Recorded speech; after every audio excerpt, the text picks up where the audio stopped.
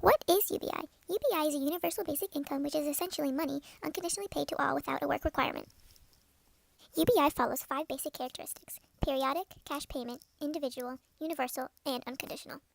Periodic, which means paid at regular intervals; cash payment, which means paid appropriately in cash and not in other goods; individual, which means paid on an individual basis, not a household basis; universal, which means paid to all; and unconditionally, which means paid without any requirement to work. If UBI was to be implemented, it would be a right as a citizen in your country, not a favor. UBI is becoming more than just an idea, and through experiments we can see it becoming a reality. Through these experiments, we see a lower crime rate, reduced infant death, lower poverty, lower healthcare prices, and higher school completion. A specific experiment was done in London where 13 homeless men were given £3,000 from a charity with no limitations on what they could spend it on. Most people thought the men would spend their money on drugs or alcohol, but the men were very frugal and spent their money on houses, dictionaries, passports, and phones.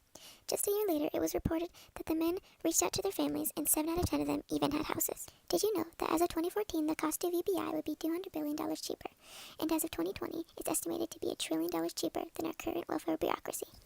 In today's age of technology, it's estimated that as many as 47% of Americans' jobs are at risk. Some say UBI is the answer to this age of automation. There have been 3 arguments against UBI.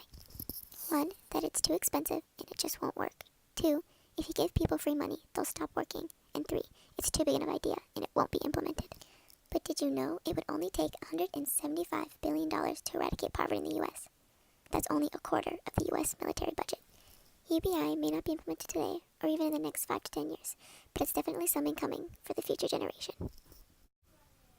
Universal basic income is seen today as an impossible idea, but the end of slavery, democracy, and equal rights for men and women were also once seen as impossible ideas.